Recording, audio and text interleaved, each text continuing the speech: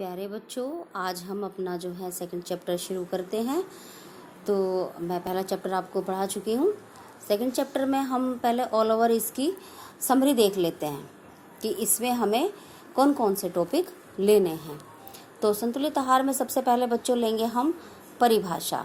उसके बाद संतुलित आहार को प्रभावित करने वाले कारक, यानी कौन कौन से कारक हैं जो संतुलित आहार को प्रभावित करते हैं। उनमें पहला है आयु, दूसरा लिंग, तीसरा मौसम और जलवायु, चौथा स्वास्थ्य, पांचवा क्रियाशीलता और छठा विशेष शारीरिक अवस्थाएं। अब एक एक करके मैं आपको ये बातें बताऊंगी, पहले इसकी समरी देखते हैं। फिर थर्ड नंबर पे आएगा बेटा संतुलित आहार कैसा हो। फिर फोर्थ संतुलित आहार के घटक, यानी कौन कौन से घटक हैं जो संतुलित आहार में होने चाहिए। तो इसी में सबसे पहला है उपापचय नियंत्रक जल, दूसरा ऊर्जा उत्पादक घटक में आएंगे आपके कार्बोहाइड्रेट, प्रोटीन, वसा, विटामिन और खनिज लवण। फिर उसके बाद हम देखेंगे संतुलित आहार का महत्व और संतुलित आहार से संबंधित तालिकाएं मैं आपको एक एक करके बताऊंगी, बच्चे से लेके और प्रौढ़ावस्था तक जो और कार्य के अनुसार। तो ये सारी तालिकाएं हम बाद में देखेंगे। तो सबसे पहले बच्चों हम देखेंगे परिभाषा, यानी संतुलित आहार की क्या परिभाषा है, कैसा हमारा संतुलित आहार होना चाहिए।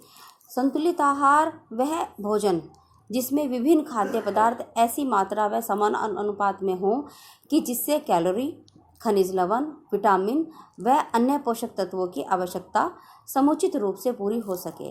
इसके साथ साथ पोषक तत्वों का कुछ अतिरिक्त मात्रा में प्रावधान हो ताकि अपर्याप्त मात्रा में भोजन मिलने की अवधि में इनकी आवश्यकता की पूर्ति हो सके।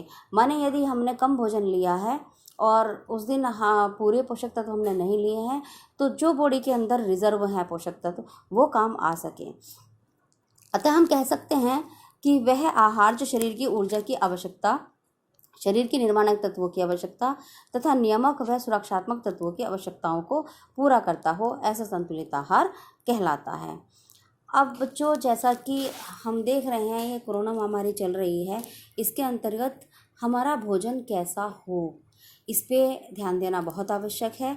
तो इसी के बारे में मैं आपको थोड़ा सा बताती हूँ पहले चैप्टर शुरू करने से पहले कि जो हमारा शरीर का पीएच लेवल है, पीएच लेवल माने क्षार और अम्ल का संतुलन।